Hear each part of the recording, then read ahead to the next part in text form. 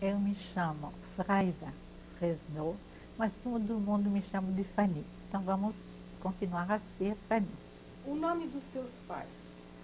O meu pai se chamava Mayer Getli Sherman e a minha mãe se chamava Ruklalaya.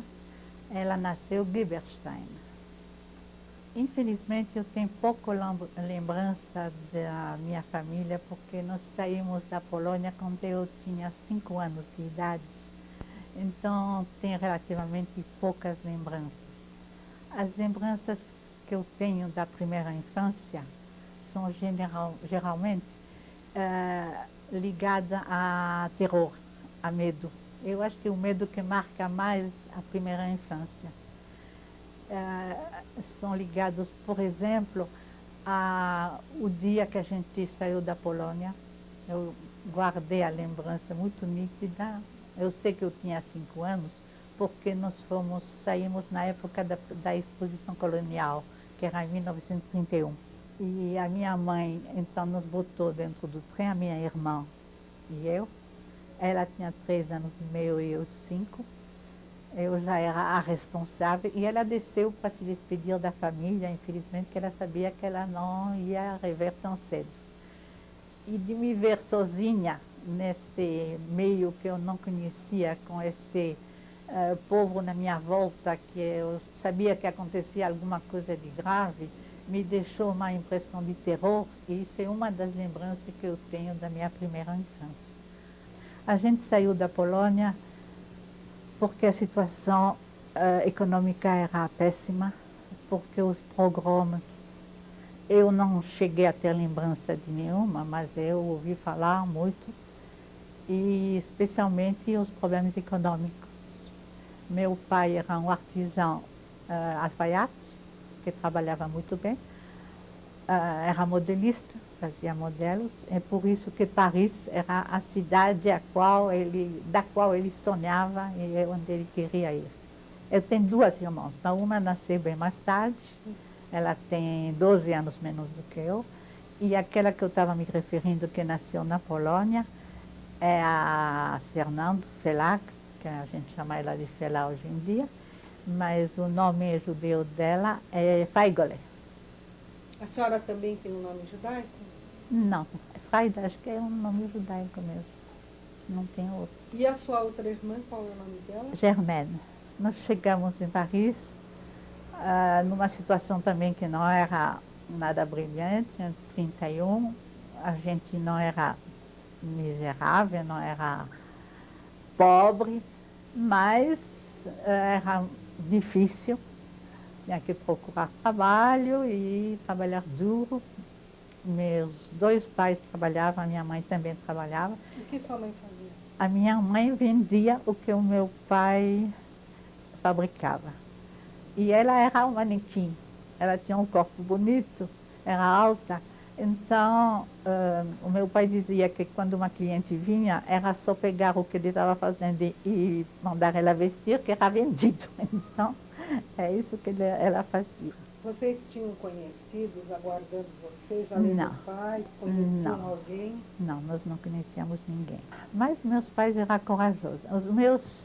As minhas lembranças de pré-adolescência, de infância, é que nunca me faltou comida, nunca faltou calor humano, nunca faltou amor. O que eu lembro é de calor humano e barulho de máquina de costura. São as 2 coisas que eu lembro da minha infância. De que forma esse calor humano se manifestou? É uma coisa difícil de explicar, é um estado de alma. Eu estou traduzindo um pouco de francês porque a minha língua materna é francesa. Un état d'âme é uma coisa que eu não sei exatamente como se traduz em português. É alguma coisa que a gente sente mais do que pode explicar. É uma confiança nos pais, uma confiança que nada vai poder lhe acontecer porque eles estão lá. E enquanto eles estiver lá, você está protegida, você está guardada, você está segura. Esse sentimento de segurança eu tive até a guerra. A partir da guerra foi um choque terrível, porque do dia para o outro tudo desmoronou. Vocês comemoravam alguma festa judaica, alguma coisa? Não, um pouco Páscoa.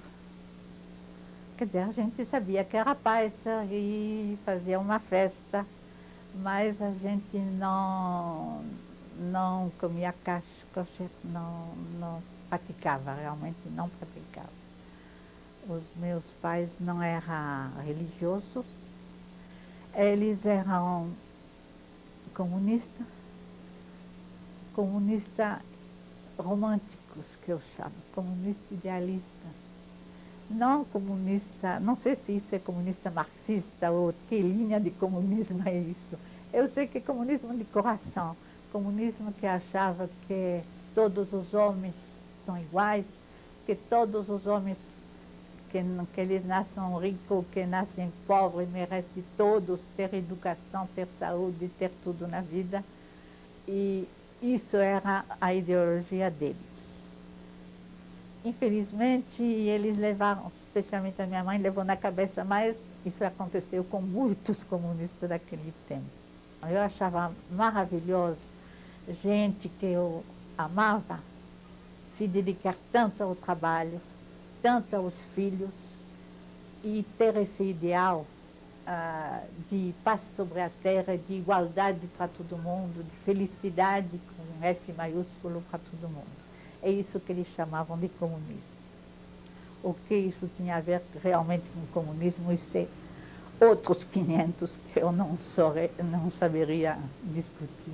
Os seus pais trocavam cartas com os parentes que ficavam na Polônia? Muito pouco, muito pouco.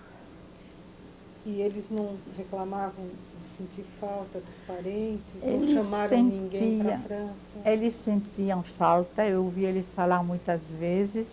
Eu ouvia eles pedir, eu gostaria, eu ouvi falar que um fulano veio da Polônia, eu gostaria de saber o que aconteceu lá, porque já ouvia-se boatos de pogroms maiores, de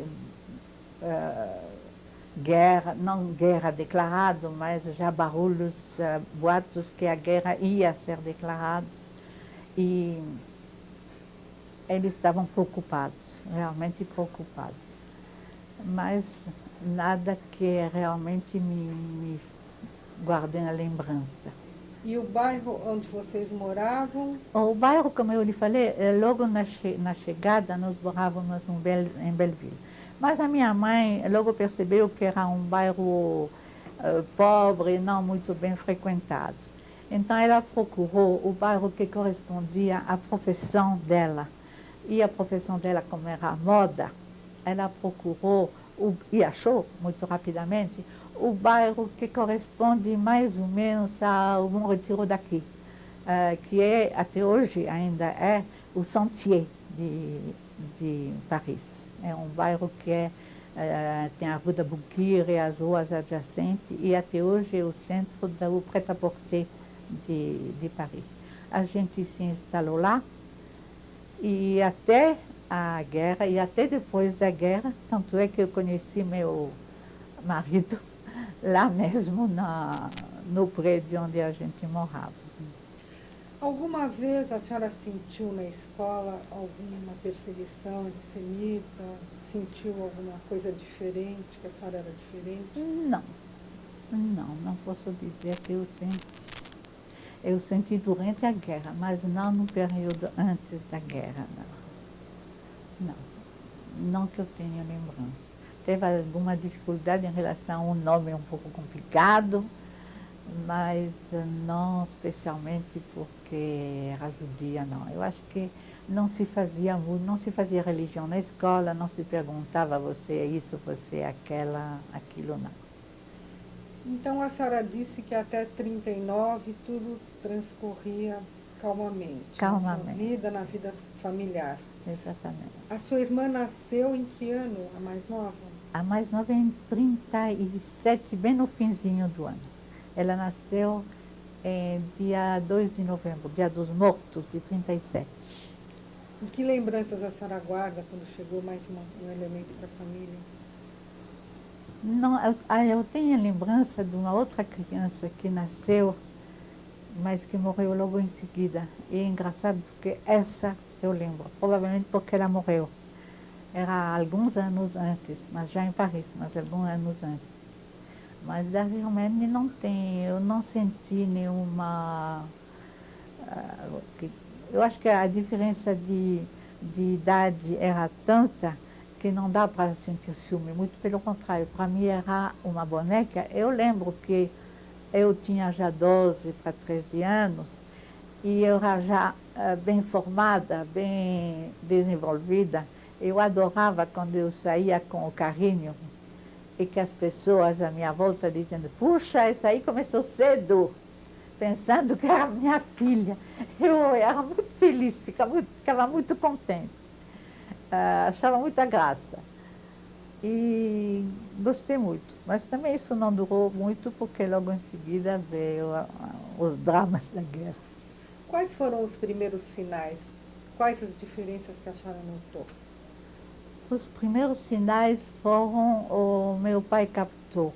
Ele escutava muito rádio, lia jornal e falou, olha, as coisas estão ruins na Alemanha, eu não acredito muito nesse negócio da Aline Maginot. A Aline Maginot era aquelas fortificações de 1914, que os franceses achavam que ia parar os alemães na fronteira entre a Alemanha e a França.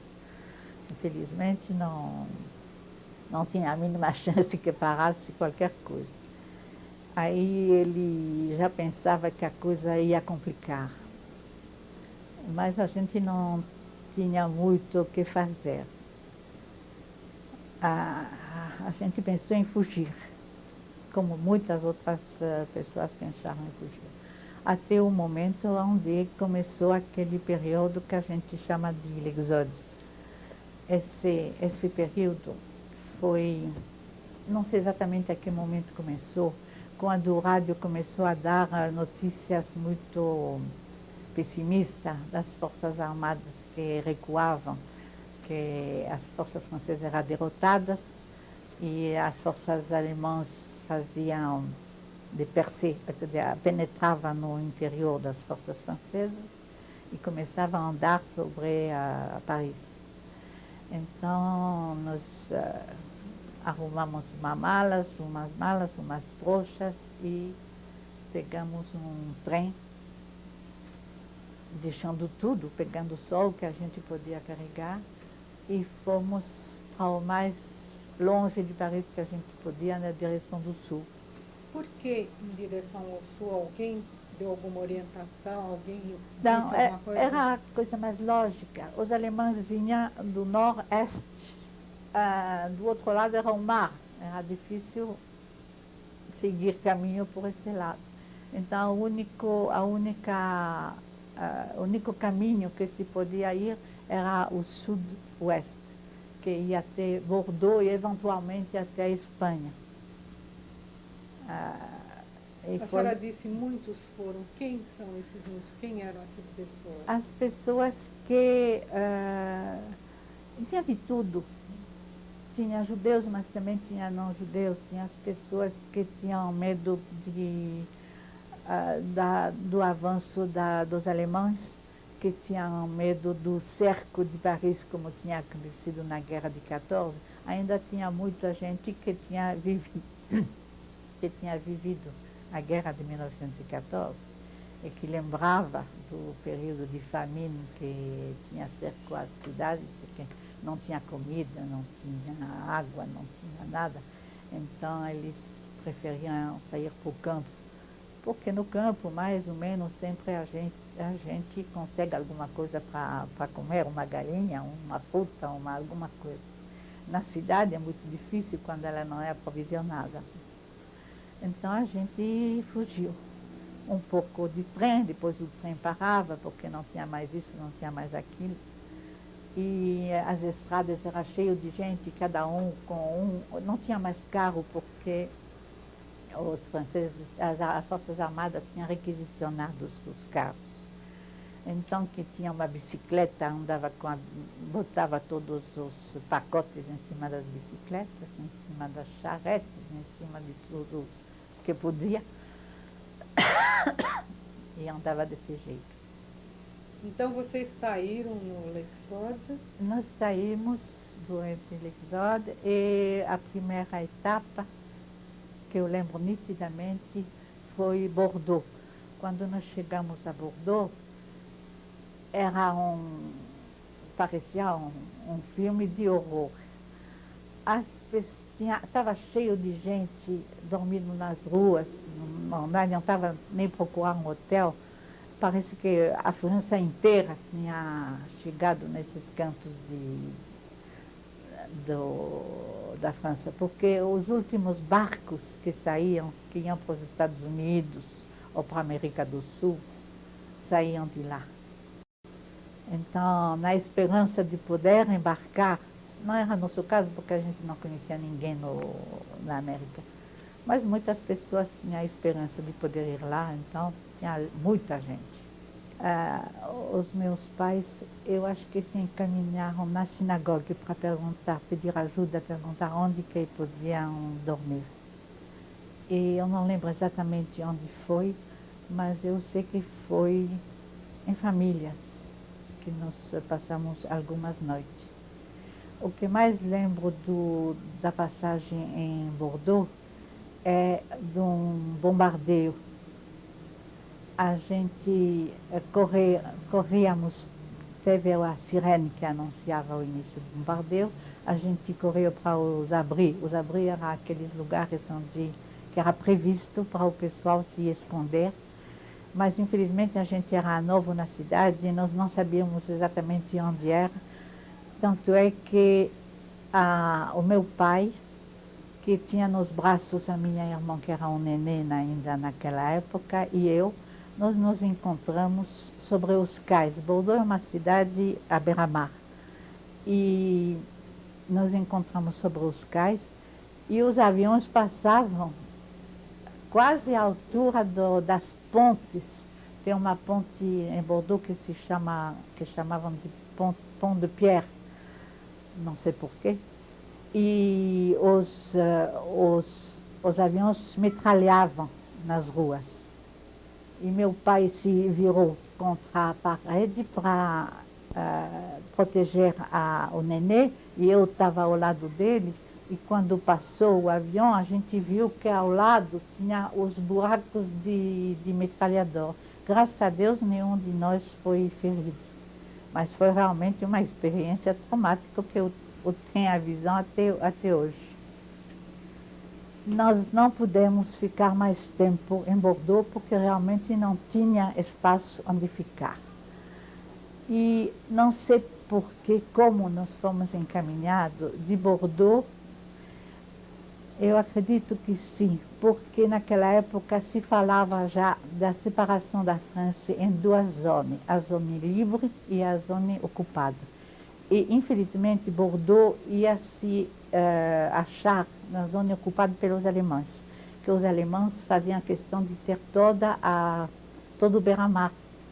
Então, a gente tinha que fugir dessa zona e ir mais para o interior das terras. Quanto e tempo lá, vocês ficaram em Bordeaux? não sei dizer exatamente, não muito tempo, mas eu não sei, não lembro exatamente. Eu lembro de uma passagem numa cidadezinha pequena que se chama Montauban, onde tentei seguir umas aulas numa escola comunal, mas já naquela época a escola era deixada por trás, porque um pouco lá, um pouco ali, não tinha mais condição de estudar. Então, finalmente, nós abutimos em Saint-Étienne. Já era inverno? Aí já era início de inverno. Então devia ser mês de novembro? Exatamente. Em Saint-Étienne nós ficamos 2 anos. Aonde? Em Saint-Étienne, num apartamentozinho.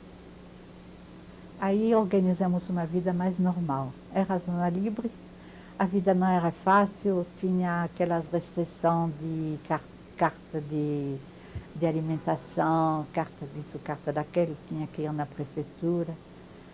Mas era zona livre, a gente se sentia mais ou menos protegido ainda.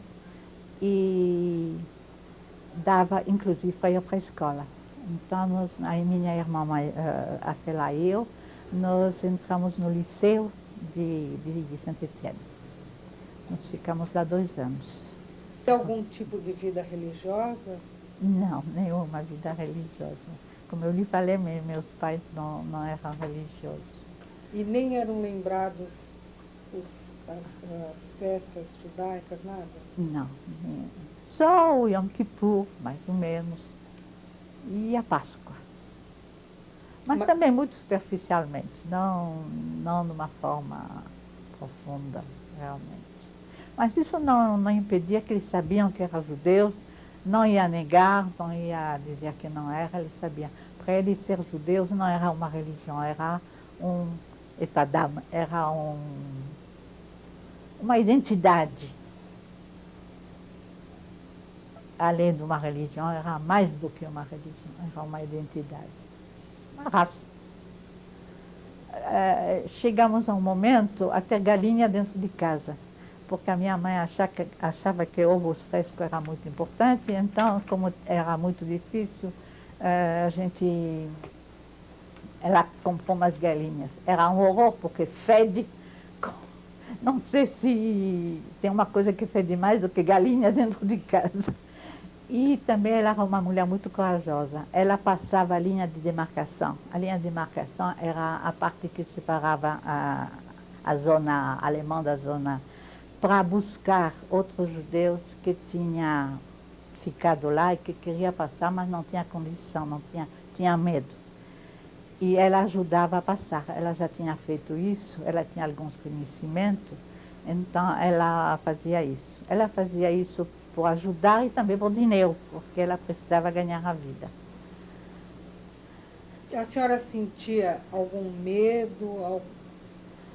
Nos primeiros tempos, não. Começamos a sentir medo quando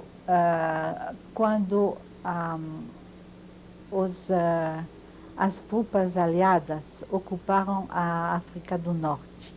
Porque meu pai disse que, já que os aliados ocuparam a África do Norte, a reação imediata dos alemães vai ser de ocupar a França a parte livre. Eles vão ocupar a parte livre. E nós não temos onde ir. Não tinha mais onde ir. As fronteiras eram fechadas. Não se podia entrar na Suíça, não se podia ir para a Espanha. A gente não tinha passaporte e não se podia ir em lugar nenhum. E eles começavam a exigir de ir na prefeitura para fazer um recenseamento, para utilizar a estrela amarela. O meu pai não quis. Ele disse, não, nós não vamos nos registrar, não vamos usar isso. A gente vai tentar se perder no meio das pessoas. Naquele momento a gente começou realmente a viver no medo. Durante um certo tempo, aparentemente não aconteceu nada. Mas depois a gente soube, na escola a gente tinha uma professora que, por sorte nossa, tinha uma irmã que trabalhava na prefeitura. Eram 2 irmãs solteironas. O nome dela, eu lembro, era Mademoiselle Heurtier. Essas 2 moças, uma era professora de escola, a outra trabalhava na prefeitura. Uma delas, elas conheciam a gente, nós éramos alunas dela, e com um nome como Jetli Sherban, é fácil de reconhecer. E um dia, a irmã que trabalhava na prefeitura viu o nosso nome nas listas que passavam na mão delas para ser procurada pela polícia. Não era a Gestapo naquela época, era a polícia de Vichy mesmo, que levava para os campos de concentração. Então, ela falou para a irmã dela, que falou para a diretora da escola, e a diretora da escola nos chamou, nos avisou, olha, avisa seus pais que é melhor vocês tomarem muito cuidado, porque vocês estão na lista de ser procurados. A partir daquele momento foi realmente Cauchemar. Cauchemar é de noite. Pesadelo. Nightmare. Porque não se podia mais dormir em casa.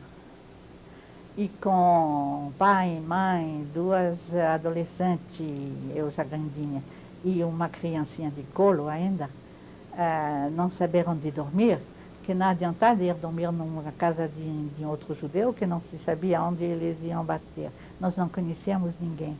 Então a gente ia uma vez na casa de a professora nos indicou, vai passar a noite lá, mas a gente estava com medo de ir muitas vezes na mesma, também era desagradável, porque a gente põe em risco a pessoa. Nós passamos muitas noites dentro de igrejas. A primeira vez que eu pisei numa igreja, chegamos no anoitecer, era Levepre. Sabe o que é Levepre? Levepre é uma reza que se diz ao anoitecer. Ave Maria. É, uma parte diz Ave Maria e a outra diz, repete 100 vezes, copo de cristal, montanha de fé, e todo mundo responde, reza por nós, reza por nós, reza por nós. A gente estava ajoelhado sobre aqueles trocinhos de madeira, a gente nunca tinha feito isso, e a minha irmã e eu nos olhamos uma para a outra, dizendo, será que isso nunca acaba, vai ser a noite toda assim? Foi muito duro, mas a gente pensava que ia ser a noite toda assim, mas graças a Deus terminou num certo momento. E a gente depois passou a noite dentro da igreja mesmo. De manhã cedo, os meus pais, não sei onde que eles passavam a noite, às vezes sobre um banco, às vezes dentro de um Porsche, dentro de uma porta de prédio. E passava de manhã nos pegar, e aí a gente passava discretamente na porta da rua, na frente da porta da nossa casa, mas do outro lado da rua, para ver se não tinha nenhum carro de polícia, nem nada, e só entrava na casa quando a gente viu que estava tudo calmo. Aí a gente entrava. A senhora presenciou alguém ser capturado dessa forma, ser levado dessa forma? Presenciei, porque teve um momento que realmente não tinha mais onde ir. Aí os meus pais saíam à noite e nos deixávamos, porque o pessoal dizia que eles não pegavam as crianças, os franceses, só pegavam os adultos. E aí os meus pais também tinham arranjado que dentro do prédio tinha um sótão em cima é sótão. Tinha um sótão e que eles diziam que se você do meio da noite escuta um barulho, você deixa a criança no berço, a Germaine dentro do berço, e vocês dois sobem no sótão e ficam lá quietinho até a gente ir buscar. E uma vez nós ouvimos passos mesmo às 4, 5 horas da manhã, e a gente fez isso. E lá em cima no sótão era uma escuridão total. Não tinha nem fresta, a gente não via a mão assim, a essa distância do nariz. Não podia nem fazer um passo porque a gente tinha medo de tombar ou de mexer em algumas coisas.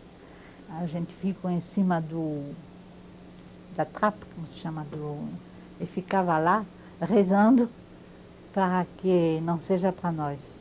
E de fato não foi para nós, eles vieram pegar outro que morava num outro apartamento.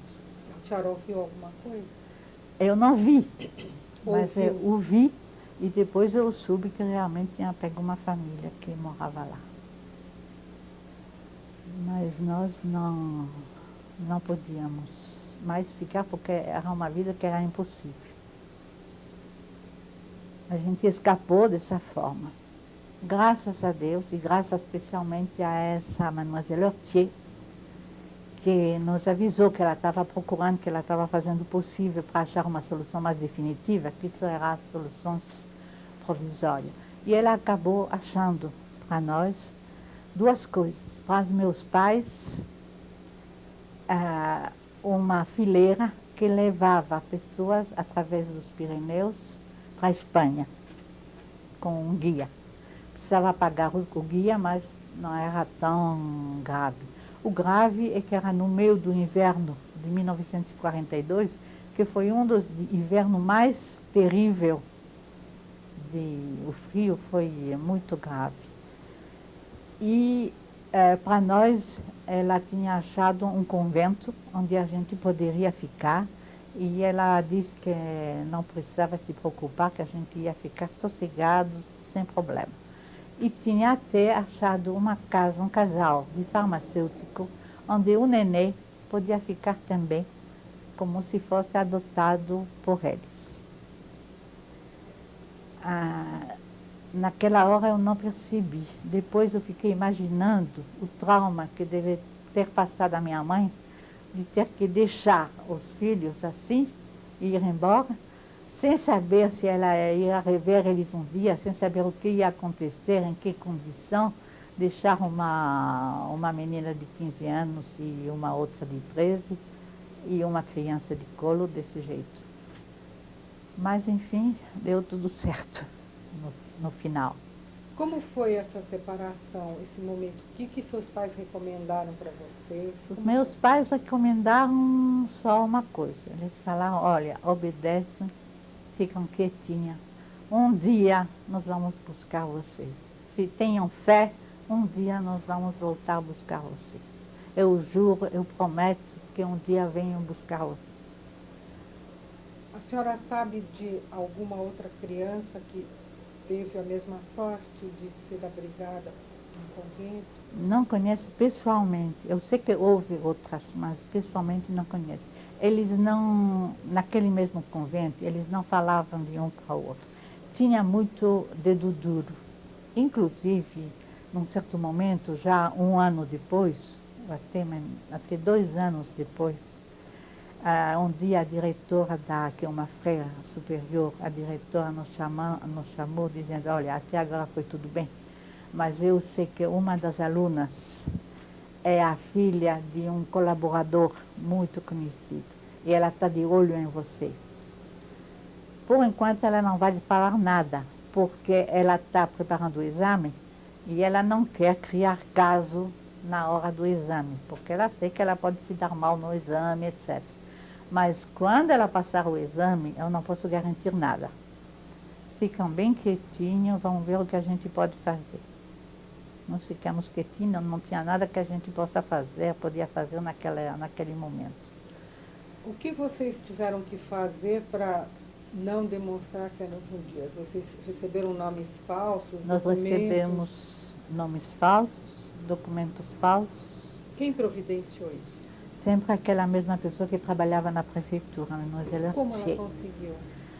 Bom, dentro do trabalho dela, ela tinha acesso a carimbos, a papéis da prefeitura. Ela foi uma santa mulher, realmente. Ela foi uma mulher que mereceu o nome de justa. Ela realmente salvou muita gente. Ela recebeu alguma coisa em troca disso? Eu acho que não. Não soube depois, mas eu acho que não. Quando nós fomos para o convento, eu tinha 14 ou 15 anos, a minha irmã tinha 12 e meio, a gente não tinha idade para... Esse convento era dirigido por freiras irmãs de caridade. Eu não lembro da ordem, sabe? Eles tinham aquele cornet que chamam em francês. E eles trabalhavam como enfermeira, como guarda, faziam tudo dentro do hospital. Até os médicos obedeciam a eles e andavam direitinho. Onde fica exatamente esse convento? Em Saint-Chamond. E o hospital se chama o Nouvel Hôpital de Saint-Chamond. E que tipo de doentes, que tipo de pacientes atendia? Era o único hospital que tinha naquela cidade. Era um hospital muito bom. Depois, como eu comecei a ser enfermeira dentro do hospital, eleve enfermeira, eu fiz todas as sessões, trabalhei na sala de operação, na laboratório de análise, em todas as sessões, como estagiário. E realmente era bem feito. Era tudo mulheres admiráveis, realmente admiráveis. Havia outras moças como a senhora lá? Havia Da sua as idade? alunas, As alunas. que era tudo um pouco mais velha, porque nós começamos mais cedo. É por isso que no início a gente nem podia ser alunas, porque não se pode ser alunas enfermeiras com 14 anos, 13 anos, 15 anos. Tem que ter, me parece que no mínimo 17 anos, uma coisa assim. Então eu fiz um pouco de tudo lá dentro. Inclusive trabalhei como assistente na cozinha, fazendo panquecas para 200 pessoas o dia todo e várias outras coisas. Mas eu gostei. Eu trabalhava bem, inclusive era uma época difícil de se arrumar comida e quem trabalha na cozinha tem facilidade. Então, eu, à noite, quando eu chegava do trabalho, eu sempre levava comigo o que eu punha na cozinha e distribuía para minhas colegas, era muito bem-vinda. A senhora disse que recebeu documentos e nome. Sim. Bom, eram documentos não muito perfeitos. Eu acho que se realmente um alemão tinha pego isso na mão, muito longe isso não ia. Mas como a gente nunca saía do convento, onde a gente dormia era pegado ao hospital. A gente saía do convento, entrava no hospital, saía do hospital e entrava no convento. Então a nossa vida era isso. Mas foi isso. A pessoa que nos ajudou então a entrar no convento, essa Mademoiselle Hortier, realmente salvou a nossa vida, salvou a vida dos meus pais, que conseguiram passar os Pirineus em pleno inverno. Eles me contaram depois, foi muito difícil. Eles foram abandonados no meio do caminho pelo guia. Isso acontece várias vezes. Eles chegaram a um certo ponto, falaram para ele, esse lado aí é Espanha, se viram. E eles tiveram que se virar. Neve até aqui, pessoas que nunca tinham feito esse tipo de esporte, vamos dizer, mas com a ajuda do meu tio, que naquela época vivia com a gente, e que foi também graças a essa Mademoiselle Hortier, foi com ele, e que era um homem forte, eles conseguiram passar. Quem é esse tio que a senhora não mencionou antes? Esse tio é o irmão mais velho da minha mãe. Ele se chama Lazar. E ele, infelizmente, morreu na guerra.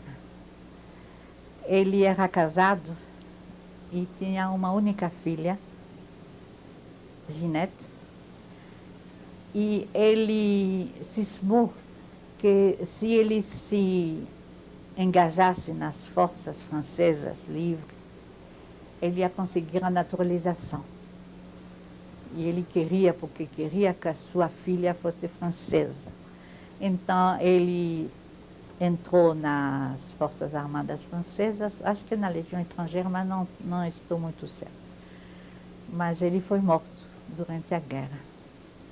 Primeiro, eu, como qualquer adolescente, eu fiquei muito admirada, entusiasmada pela vida das freiras.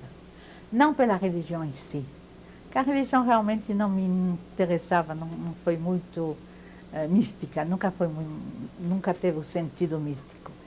Mas eu admirava essas mulheres que se levantavam às 4 da manhã para rezar, às 5 da manhã acabavam as rezas, iam trabalhavam até altas horas da noite, depois rezava de novo e depois iam dormir e recomeçava todo dia. Não tinha sábado, não tinha domingo, não tinha nada. Era um trabalho contínuo e de uma dedicação, de um mérito, de uma coragem que realmente eu nunca tinha visto. Realmente. A troco de quê? Não era a troco de dinheiro. Era realmente uma dedicação a troco da fé que elas tinham, ou a troco do amor para a humanidade que elas tinham. No convívio com essas pessoas, eu achei uma certa pureza de vida que eu admirava muito. E pouco a pouco, essa admiração que eu tinha para o modo de vida deles se tornou em admiração pela religião deles. E lógico que eles incentivaram isso. Eles incentivaram como? Obrigando a ir para os ofícios. Fazia parte do ritual. Tinha que se levantar até hora, tinha que ir até hora na missa. Porque eles sabiam que não era a minha religião, mas eu tinha que fazer de conta que eu era na minha religião, lógico. Então eu tinha que assistir. Então eu acabei me envolvendo com isso. E eles também devem ter achado em mim alguma coisa de positivo, porque depois de um certo momento eu vi que a Madre Superior queria que eu me dedicasse a um convento, que eu ficasse no convento mesmo depois da guerra. O engraçado é que a minha irmã, que estava comigo, que é mais inteligente que eu, mais educada, mais instruída do que eu, tanto é que ela é professora na Sorbonne, depois ela continuou os estudos que eu não continuei, ela não foi puxada por esse lado.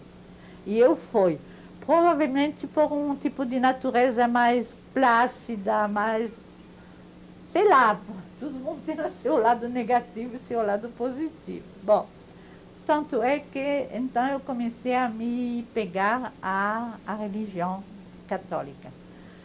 Fui batizada e fiz a primeira comunhão. E isso me fez depois pensar muito.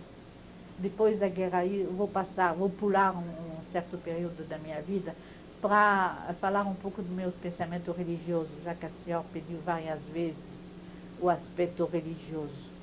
Eu cheguei à conclusão que a crença em Deus é alguma coisa que ultrapassa muito a religião. É alguma coisa que é a mesma nos católicos, nos judeus. Eu acredito que seja a mesma coisa também nas outras religiões que eu não conheço. Mas eu acredito que deve ser a mesma. Pelo menos aqueles que são sinceros. E não aqueles que matam por religião, mas aqueles que acreditam que Deus quer que a gente seja justo, que não matam, que não faz falso testemunho, etc. Aqueles princípios de base são os mesmos em qualquer religião.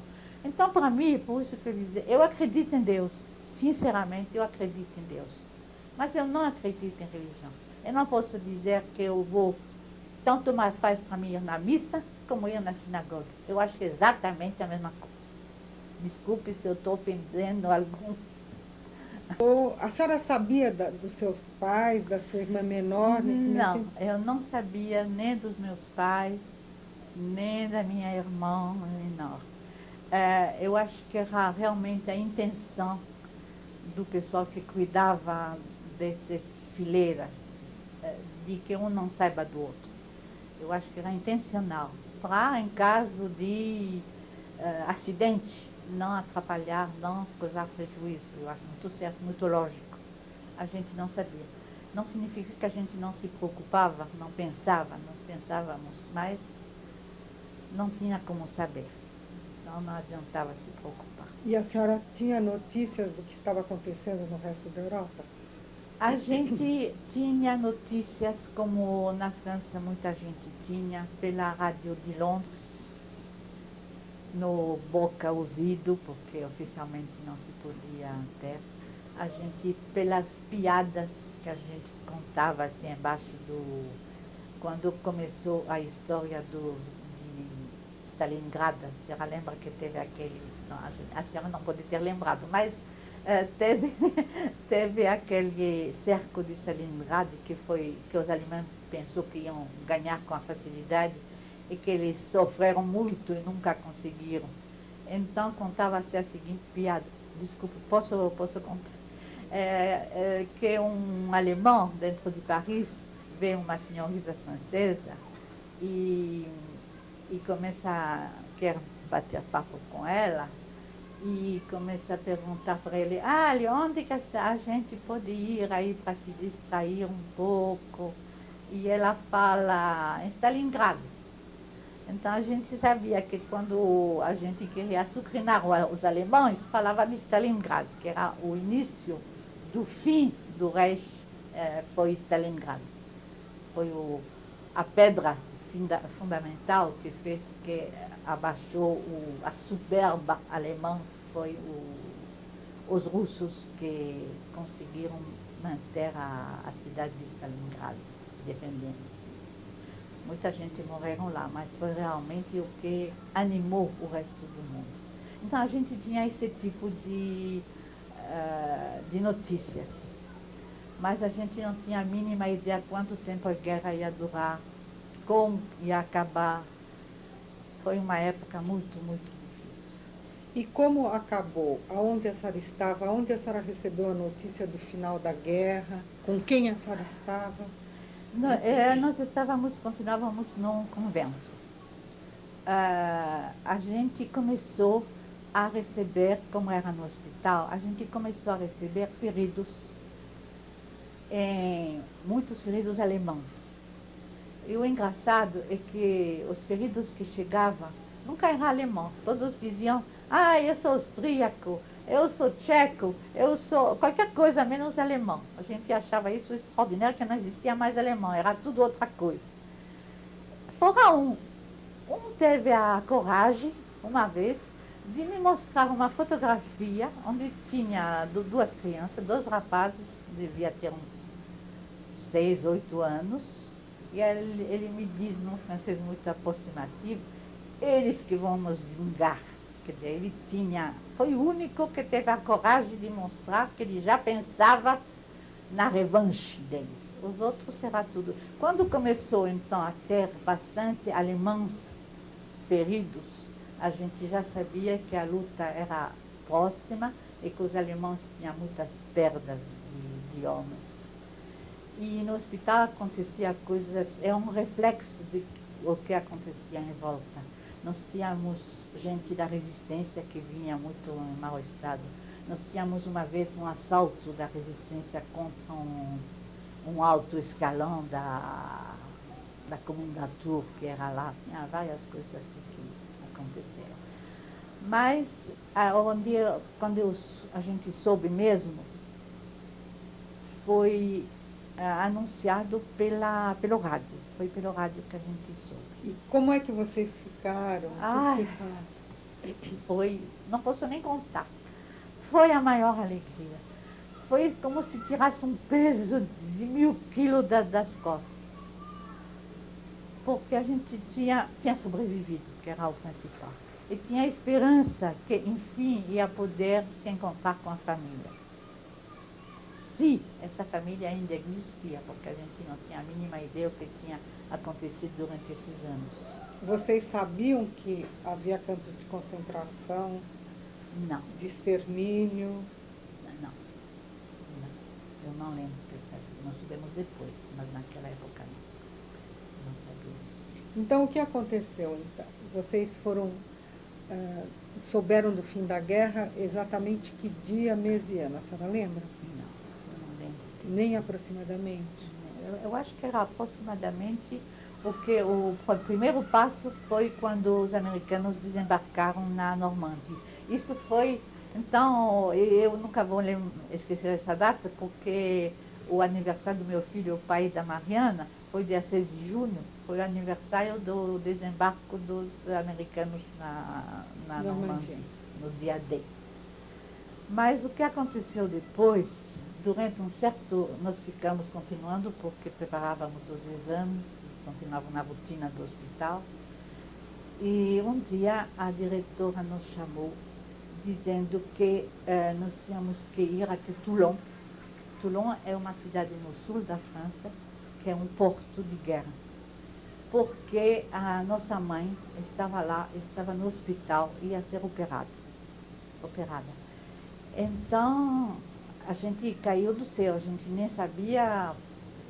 Bom, primeiro ela estava viva, mas não sabia o que tinha acontecido. Naquela época não se podia viajar, tinha que ter um Ausweis, um tipo de permisso de viagem que era válido para 200 quilômetros.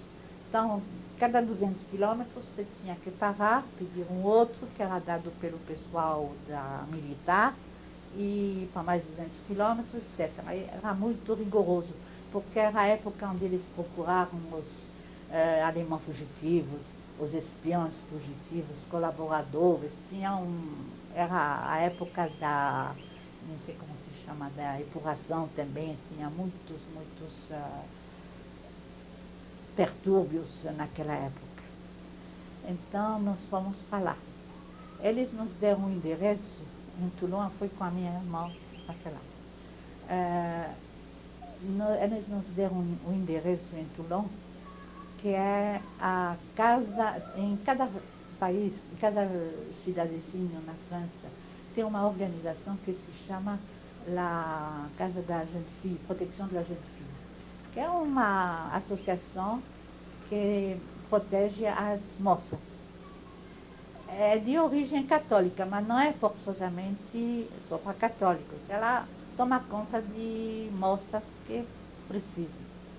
Ela dá alojamento, dá comida, ajuda a achar trabalho, esse tipo de coisa. Acho que ainda existe.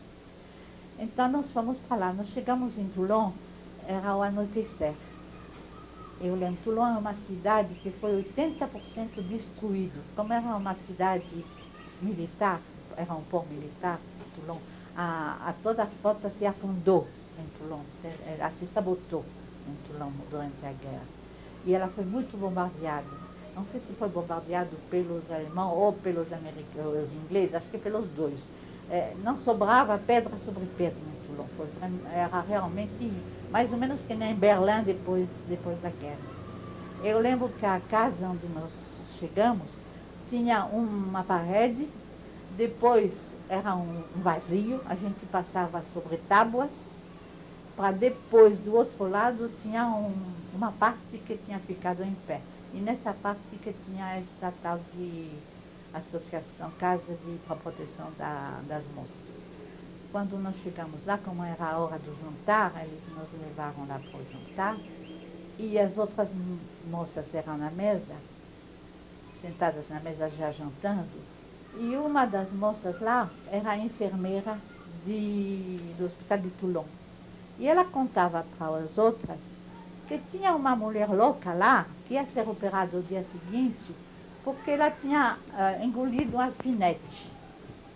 E eu não sei porquê, a mim me deu um tipo de ansiedade.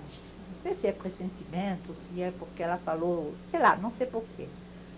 E o dia seguinte, nós fomos no hospital. E a minha mãe estava com um guarda na frente um guarda da polícia militar em frente da porta do quarto dela. Por quê? Porque ela tinha entrado no barco como uma passageira clandestina. Porque ela queria rever as filhas dela. Ela tinha pegado esse barco aonde? No Marrocos, acho que em Casablanca, se não me engano, em Casablanca.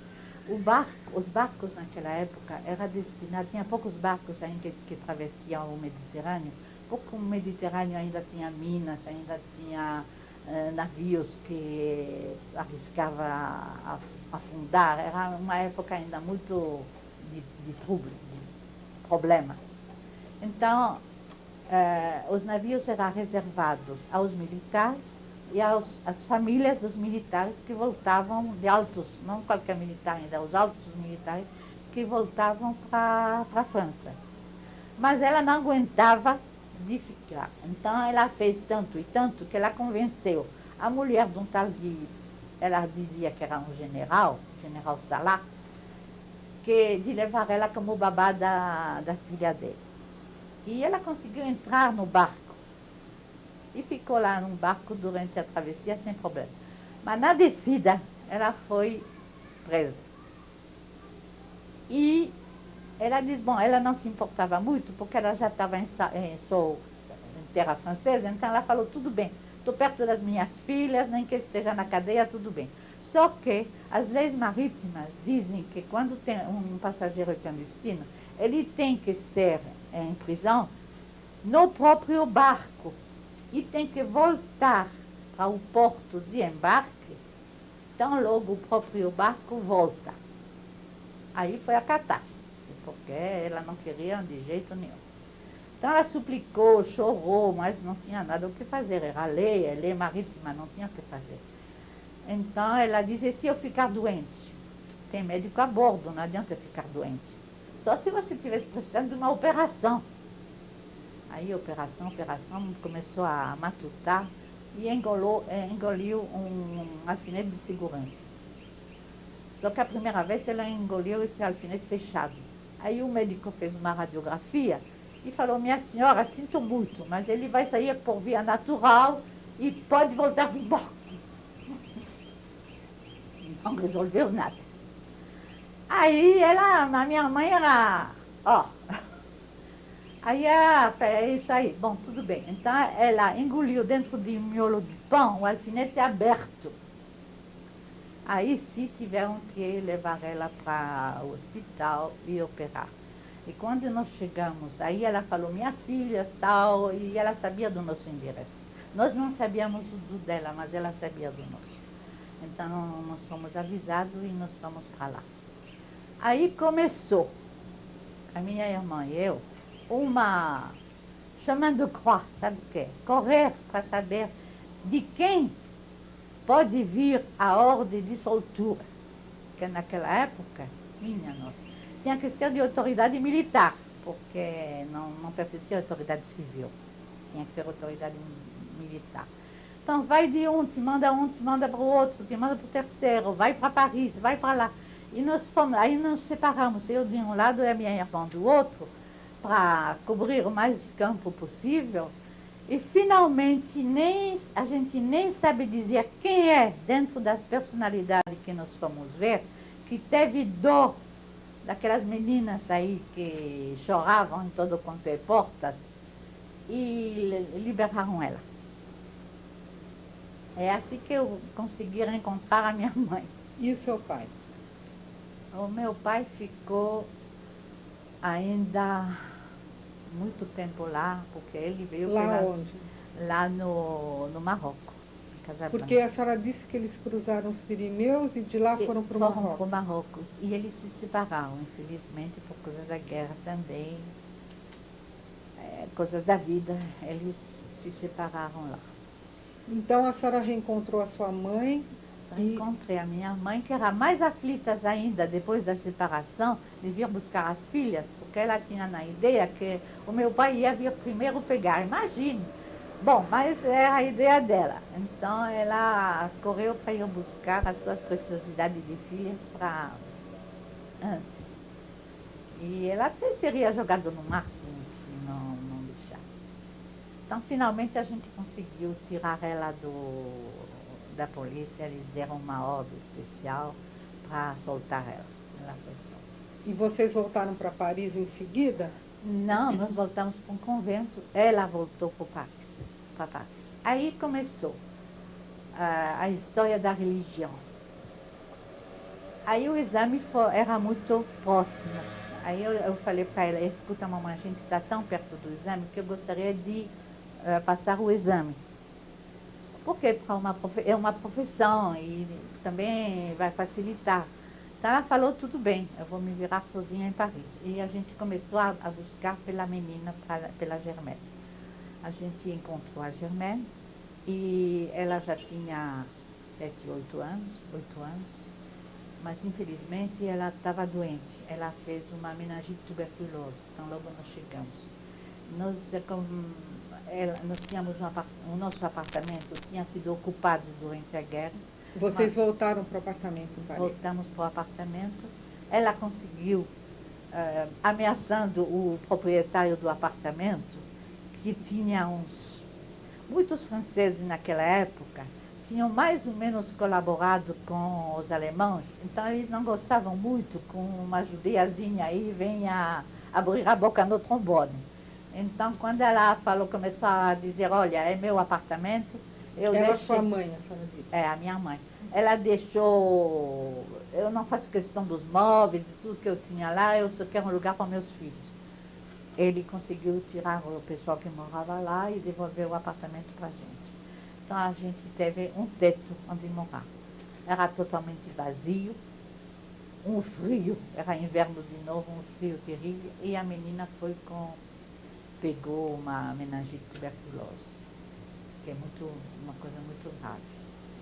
Ela foi hospitalizada em Dreux, no sanatório em Dreux, mas graças a Deus se safou e tal, foi tudo bem. E assim foi o reencontro da mãe com as filhas? Exatamente. O meu pai foi anos depois. E naquela época eu queria voltar então imediatamente depois. Mas eu tinha aquela dúvida, as irmãs queriam que eu ficasse para ficar freira. Aí o padre foi um homem inteligente. Ele me falou, olha minha filha, o primeiro dever é com a tua mãe.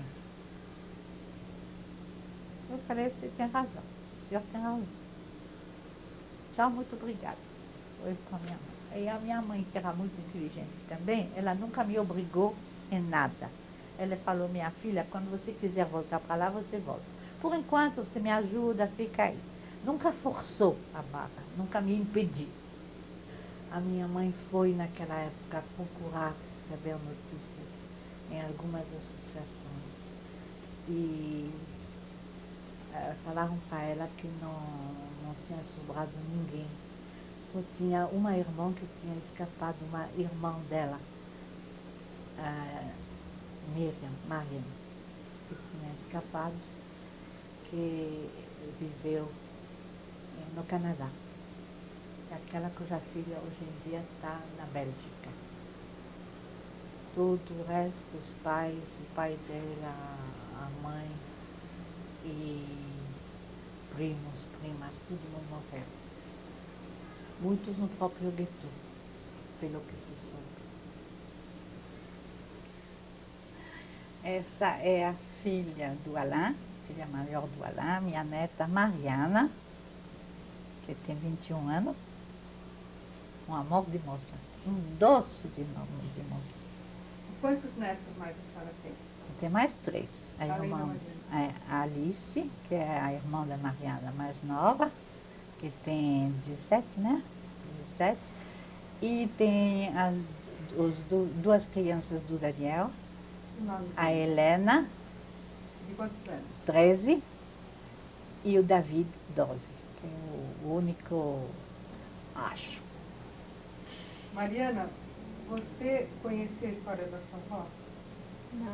Não, a maior parte dela não. E foi a primeira vez que eu ouvi dela, né? Eu sabia de vários pedaços da história, mas mais pelo meu